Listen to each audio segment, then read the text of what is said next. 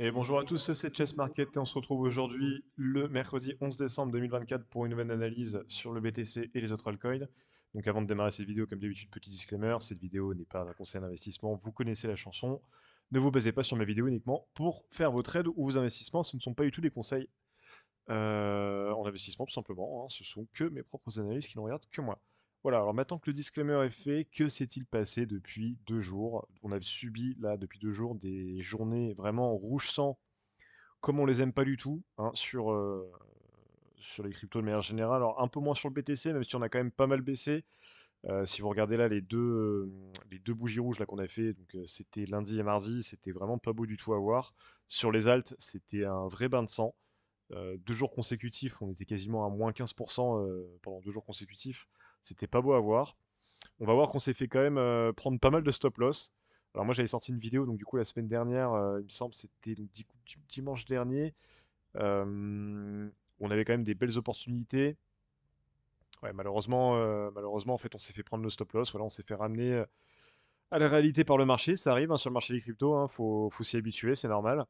J'espère que vous n'êtes pas trop exposé au niveau des risques, au niveau de votre money management aussi, que vous n'avez pas mis des trades trop élevés. Euh, voilà, faut toujours oublier, c'est un petit rappel à l'ordre, qu'on est quand même sur le marché des cryptos, c'est un marché qui est très volatile et qu'on n'est pas au bout de nos surprises. On peut toujours se faire sortir, voilà, de manière assez violente. Néanmoins, on reste toujours en bull run et on est toujours en phase haussière et c'est ce qu'on va voir tout de suite aujourd'hui avec le BTC en daily. Alors, qu'est-ce qu'on voit en daily? En daily, bah, on a vu que voilà, on a fait nos deux bougies un peu des enfers sur le Bitcoin. Pas tant que ça, en fait, au final, hein. Si on regarde un peu ce qu'on a fait, ouais, on a baissé de 6%. Et en deuxième jour, donc c'est-à-dire hier, on a baissé de 4%. Sur le Bitcoin, franchement, on est quand même assez épargné. On vient clôturer au-dessus de la Tenkan, donc toujours le mouvement haussier, hein, qui est accompagné, comprimé, pardon. Enfin, ici on a la résistance ici qui vient en fait comprimer le mouvement haussier. Comme je l'avais dit, hein, je pense pas qu'on va péter les 100K. Là d'ailleurs, encore aujourd'hui, si on regarde cette bougie daily, alors attendez, je vais peut-être zoomer en 4 heures, on a dépassé très succinctement les 100K avant de. Bah voilà, là on y est pile. Le marché est complètement indécis, hein, sur Bitcoin. C'est clairement pas du tout le moment de prendre une position sur le BTC. Si je regarde le RSI, de toute façon, on est au milieu haut, hein, d'ailleurs. Ce serait bien qu'on voit un peu le RSI se dégonfler. Dans l'idéal, ce serait qu'on continue à faire ce range, tout simplement, hein, entre les 100K et les 95K. Il y a la Kijun qui vient monter en plus. Plus les jours passent, plus la Kijun vient monter pour accompagner le support. Alors attention, on n'est pas à l'abri, hein, d'une grosse correction. Moi, je sens, et ça je vous en avais parlé, hein, cette grosse divergence ici qu'on a au niveau du RSI en daily. Là, avec ce qu'on a corrigé les 2 derniers jours, c'est carrément pas suffisant. Je vous le dis, c'est pas suffisant du tout. Euh, on va corriger encore plus fort dans, je pense, les 2 semaines à suivre. Donc là, les opportunités, faites très attention. Je pense que là, les 2 derniers jours qu'on a fait, c'est un bon rappel à l'ordre. Gardez à l'esprit dans vos trades, dans vos investissements, dans toutes les actions que vous allez entreprendre, que je pense que d'ici Noël, on va se prendre une correction des enfers sur Bitcoin, un bon moins. Alors, j'ai pas trop envie de me mouiller non plus. Je pense qu'on va se prendre un bon moins 20%, moins 15%. Attendez, si on démarre des 100K, je pense qu'il est possible qu'on retourne vers les 80K. Sur ce niveau de Kijun là, ça pourrait être un des niveaux les plus clés. Vous savez, une bonne mèche des enfers, là, comme on les connaît, là, c'est qu'il va venir chercher tous les stop loss, un peu comme ici, mais celle-là, elle va être encore plus violente. Et je pense qu'on va on va se prendre une correction là dans pas longtemps, avant la fin de l'année 2024. Ça nous ferait seulement un moins 16%. Alors je dis seulement avec des grosses guillemets. Je vous laisse imaginer ce qu'on va se prendre aussi sur les altcoins. Donc je vais pas vous dire que c'est le moment de prendre des profits, pas tout de suite, pas aujourd'hui. Gardez à l'esprit que là, ce qu'on a fait hier et avant-hier, c'est carrément pas suffisant pour nettoyer le marché, au moins à minima du Bitcoin. Sur les alts, on a quand même pas mal nettoyé, on va le voir par la suite. Mais sur le BTC, grosse prudence. Grosse prudence, je ne nous vois pas péter les 100K là, sachant qu'on est à RSI. Je pense qu'on peut, alors scénario très probable, on va peut-être continuer notre petit bonhomme de chemin là ici, on va péter les 100K, voilà, on va hésiter pendant 2 3 jours, on va monter d'un coup. Attendez, je vais supprimer ici le range. Donc ça, c'est le scénario le plus bullish. On va monter, voilà, tout le monde va être content, il va y avoir une traction. Bitcoin à 110K. Allez, on va arriver, allez, on va dire au 108, peut-être 110. Je vais continuer de montrer comme ça. On va avoir un RSI qui va être beaucoup trop haut. On va être en zone de surachat, mais total ici. Et là, c'est là où ça va commencer au fait à vraiment puer. Et là, on va se retourner, mais d'une manière très très violente. Et ça va être direction probablement bah, la target la plus basse plausible. Attention, hein, c'est pas la plus basse. Oula, qu'est-ce que je fais? C'est pas la plus basse tout court, c'est la plus basse plausible. Et là, ça nous ramènerait directement vers les 83K. Avant, bien sûr, bon, après un gros mouvement de panique, repartir bien à la hausse. Parce que pour moi, on est toujours en bull run. On est très très loin d'avoir fini cette phase haussière. Par contre, moi, ce flag, donc ce drapeau ici haussier, ce qu'on appelle le drapeau, attendez, je vais le supprimer. Hop. Ce canal plutôt. Est-ce qu'on a l'outil canal là sous la main? Non, bah, écoutez, je vais vous le faire à la main. Le canal, il est où? Il a canal parallèle. Hop, ici. Ouais, non, c'est pas du tout ça. Je, je fais n'importe quoi. Voilà. On va gentiment supprimer ce canal. L'outil canal. Je préfère, voilà, on va faire droite de tendance. En fait, on a un canal ici. Je le fais très rapidement, hein, très schématiquement, encore une fois. Hop, on a un canal comme ça. Et ça, en général, au niveau du chartisme, bon, vous savez que je suis pas fan du tout, mais malheureusement, là, en fait, avec tous les éléments, notamment la journée d'hier, enfin les 2 journées qu'on a fait, la consécutive, plus la divergence en daily. Attendez, je vais supprimer Ishimoku pour l'instant. Ça, ce canal haussier, ça c'est signe de retournement. Je pense que vous le savez, quand on a un canal comme ça qui part, je nous vois mal continuer à la hausse. Ou si on continue à la hausse, comme je l'ai dit, ça va être une énorme hausse. On va atteindre allez, les 110K, encore 110, c'est complètement arbitraire. On va atteindre ici. Et là, je vous le dirai, je ferai une vidéo, c'est sûr. Je vous dirai, les gars, là, c'est le moment de prendre des profits. Là, c'est le moment de, en investissement, prendre des profits. En trading, je vous dirais de clôturer même littéralement toutes vos 90% de vos positions. Parce que là, ça commencera à puer. En tout cas, aujourd'hui, bon, il n'y a pas de tendance qui se dégage. On atteint timidement les 100K, mais on ne les dépasse pas. Enfin, en gros, on les teste. Le marché est timide. Ça se comprend. Je vais supprimer ça pour un peu plus de lisibilité. Ça se comprend, pourquoi? Parce qu'on vient de faire quand même 2 journées rouges. On a le RSI qui est quand même toujours encore assez haut. Et donc du coup, pour moi, on est encore dans une phase indécise. Euh, je vous déconseille de rentrer sur le BTC, même en range. Là, c'est du casino, hein, là, les gars, hein. Là, moi, j'irai pas. Et je vous le déconseille aussi. Ok, bah, pour les autres altcoins, donc on va regarder ETH. Alors ETH, qu'est-ce qu'on avait fait? Oui, on a ouvert un long ici. Ça, c'était une belle opportunité de trade, il me semble. Vous l'avez mis dans la dernière vidéo. Si on revient à toucher la Kijun. Alors, il me semble, dans la dernière vidéo, que j'avais mis un trade ici, que j'ai très probablement supprimé. On s'est fait choper son stop loss. J'ai probablement pas sorti de vidéo, mais en fait, là, ici, il y avait une super opportunité d'achat. On le verra sur plein d'autres altcoins, hein, mais dès qu'on vient de toucher la Kijun, il fallait lancer un ordre, au moins un ordre limite. C'est-à-dire que vous n'étiez pas forcément être obligé d'être derrière votre écran pour lancer l'ordre. Mais là, je pense que. Alors, par contre, au niveau des take profits, moi, je la jouerais beaucoup plus prudente.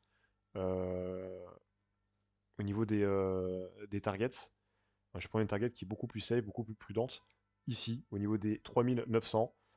C'est un trade qui se tentait, en tout cas quand on était ici, ou en début de journée ici. Là, aujourd'hui, c'est pas le moment de rentrer. Ensuite, AAV. Alors, AAV, pareil, superbe opportunité. Alors, ici, je vous l'avais dit. Alors, je vais pas vous dire oui. Alors, cette mèche-là sur la Kijun, il me semble que j'en avais parlé dans ma dernière vidéo. J'ai dit, je ne veux pas voir cette bougie rouge des enfers. Bah, malheureusement, je l'ai vue. Je me suis fait sortir sur mon stop loss. Bon, ça arrive. Moi, après, je suis très agressif, donc je risque très peu, mais je mets des stop loss qui sont très serrés. Je vous avoue que un ordre d'achat ici, étant donné le contexte macro, c'était le lundi, donc je ne l'ai pas lancé, cet ordre d'achat. J'aurais dû, bon avec le recul j'aurais dû, mais bon, c'est trop simple de faire toujours l'histoire après la bataille. Aujourd'hui, moi je suis toujours très très bullish sur AAV.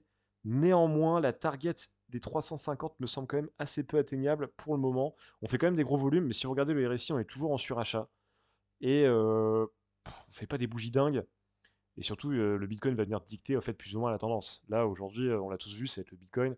Donc, si le Bitcoin continue à ranger ou à péter les 100K, là, je vous dis, allez-y, YOLO. Euh, Là, aujourd'hui, pour moi, c'est trop tard pour rentrer. On est au top, hein, c'est-à-dire ici, hein, je vais supprimer peut-être ce dessin en jaune. On est au top ici, on fait une petite résistance ici, là.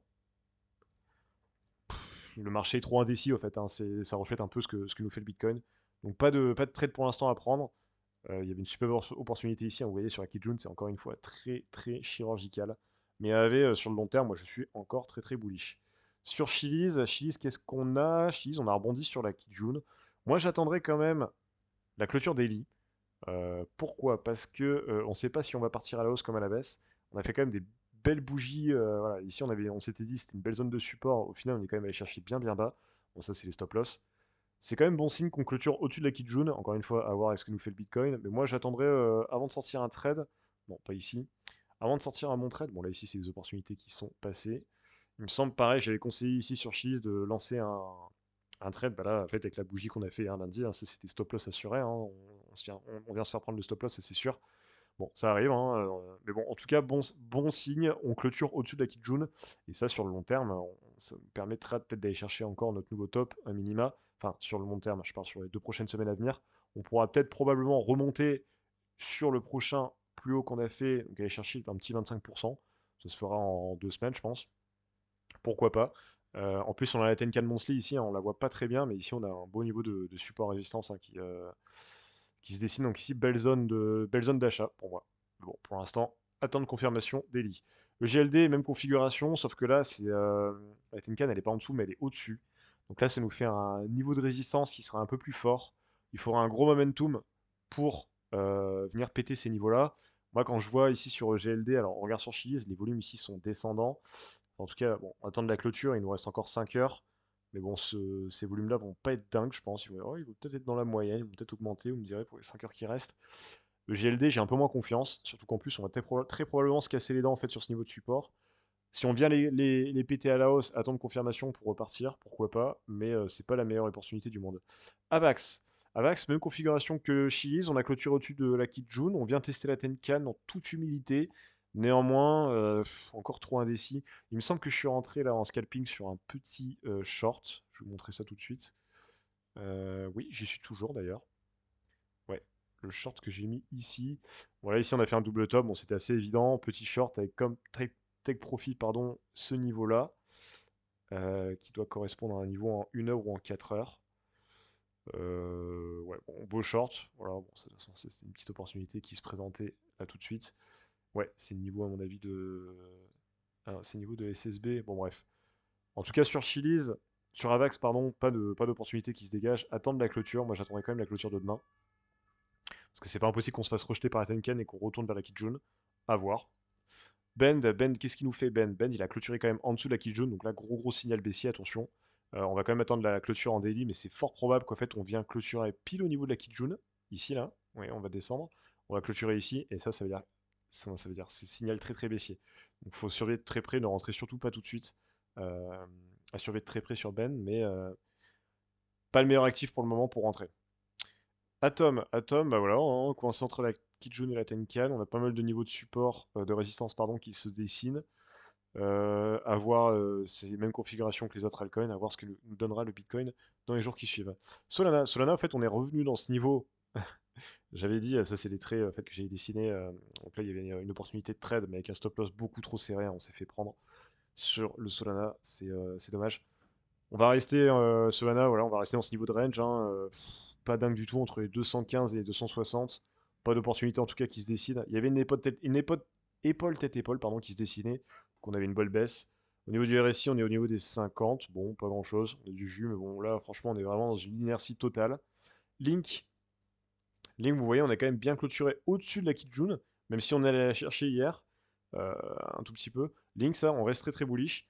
Euh, Encore une fois, attendre la clôture. Si on clôture au-dessus de la Tenkan, la zone verte ici est très intéressante. On viendrait du coup avoir une opportunité de trade ici. Et moi, je mettrais alors, un stop loss enfin, beaucoup moins agressif. Je le mettrais au niveau de la Kijun, donc 15%. Et on irait chercher plutôt ouais, les plus hauts. C'est un trade. Bon, c'est pas dingue, hein, avec un ratio de 1,32. C'est pas ouf du tout. Mais ça peut les chercher pour l'instant sur Link. En tout cas, très bullish sur Link, moi personnellement. Omisego, qu'est-ce qu'il nous a fait Omisego? Omisego, voilà, il a clôturé pile au-dessus de la Kijun. Belle opportunité de trade ici pour ceux qui sont allés la choper. Moi, je mettrais en target quand même la Tenkan parce que c'est pas impossible qu'ici, en fait, on soit dans un mouvement de correction de la baisse. On vient tester la Tenkan pour repartir ensuite à la baisse. Donc, à voir. Je ne me lancerai pas dans les trades long terme. En tout cas, la Tenkan, c'est une target raisonnable. Et XRP, qu'est-ce qu'il nous a fait? Alors XRP, il y avait un superbe triangle de compression qui se dessinait, qui finalement est totalement invalidé. On a clôturé en dessous. Qu'est-ce qui nous dessine néanmoins ici le XRP? Le XRP, en fait, il nous dessine un canal haussier cette fois-ci, enfin un canal baissier, mais en fait, du coup, ça c'est l'inverse. Ça voudrait dire que, du coup, en théorie, en termes de chartisme, ça, on viendrait le péter à la hausse. Notamment en plus, hier, il y a une super news qui est sortie sur le XRP. Le stablecoin, enfin, XRP a reçu le feu vert pour sortir son stablecoin. Donc ça, encore très bullish sur XRP. Encore une fois, attention, attention, parce que je pense que XRP nous réserve encore une grosse hausse. Ça, j'en suis persuadé. J'en suis persuadé. On va aller chercher et peut-être les 3 dollars, les 3,50 $ même, environ ici, là, cette zone-là. On va aller chercher cette zone-là, je pense, d'ici Noël, avant la fin de l'année. Et là, on va se prendre une correction de. Voilà, comme on les. Attendez, hop, si jamais on vient faire. Ouais, je vais reprendre la zone ici. Je pense qu'on va se prendre un moins 50% qui est facilement. Ouais, moins 50%. Voilà. J'ai mis totalement arbitrairement, mais ça me paraîtrait complètement logique. Attention, moi cette zone-là, c'est une zone de prise de profit ici, hein. Je vais vous la dessiner. Pour moi ici, mais je ferai une vidéo dédiée hein, quand je sentirai que ça commence à puer. Ici, on a une superbe. Et il va me dessiner. Ici, on aura une belle zone de prise de profit. Commencez déjà aussi à prendre des profits dès maintenant, hein. Ça mange pas de pain. Ne vendez surtout pas quand c'est plus bas, ne faites pas cette erreur. Prenez des profits. Attendez, là, vous voyez, on a fait quand même 2 jours consécutifs dans le vert. On est probablement reparti à la hausse. Pensez à prendre des profits quand même. Et après, quand on atteindra cette zone-là, ça puera fortement. Voilà, bah c'est tout pour aujourd'hui. Donc, encore une fois, n'hésitez pas à vous abonner, à lâcher un like hein, sur cette vidéo. Je suis des vidéos un peu longue, mais bon, je prends le temps d'analyser voilà, la dizaine d'altcoins et de crypto-monnaies au fait, sur lesquelles je traite pas mal et sur lesquelles je suis pas mal exposé. Et, abonnez-vous, lâchez un like, moi ça m'aide énormément pour le référencement, envoyez de la force parce que voilà, encore une fois, ces analyses, je les partage par plaisir, par passion. Et ce serait top que en retour, voilà, j'ai du soutien. N'hésitez pas aussi à dire en commentaire ce que vous en pensez. Et si vous voulez que j'analyse d'autres crypto-monnaies ou d'autres altcoins, ce sera avec plaisir. Mais mettez-le moi en commentaire. C'était Chess Market, ciao.